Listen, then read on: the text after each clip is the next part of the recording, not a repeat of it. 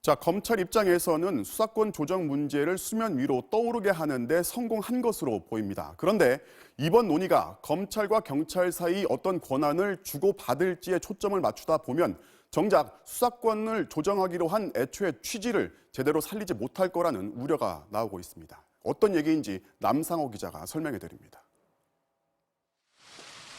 문무일 검찰총장은 수사 개시권과 종결권의 구분을 이야기했습니다. 수사에 대한 사법적 통제와 더불어 수사의 개시 그리고 종결이 구분되어야 국민의 기본권이 온전히 보호될 수 있으리라고 생각합니다.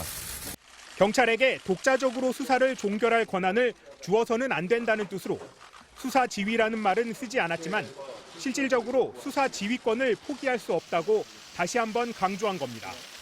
반면 검찰이 어떤 권한을 내려놓아야 하는지는 이야기하지 않았습니다. 패스트트랙에서 논의할 법안대로라면 검찰은 경찰 수사에 일부 개입할 권한과 직접 수사권, 영장 청구권, 기소권을 갖게 되고 경찰은 좀 더 강화된 직접 수사권과 정보권을 갖게 됩니다.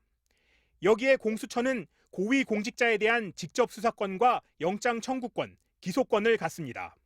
각자의 권한은 거의 포기하지 않은 채 다른 권한을 중복해서 갖게 되는 구조로 자칫하면 강력한 수사기관만 여러 곳 탄생시키는 결과가 될 수 있습니다. 검, 경 사이의 권한을 조정하는 데 집중하다 보면 오히려 부적절한 수사 진행이나 인권 침해 등을 방지하는 방안이 도외시될 우려가 있는 겁니다.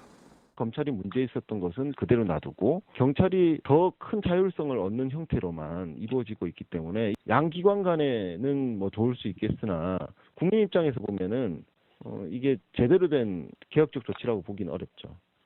따라서 수사기관 업무의 경계에 선을 긋는 방식보다는 좀 더 과감하게 검찰과 경찰의 권한을 축소하고 나누는 방향으로 앞으로의 논의를 진행할 필요가 있다는 지적입니다.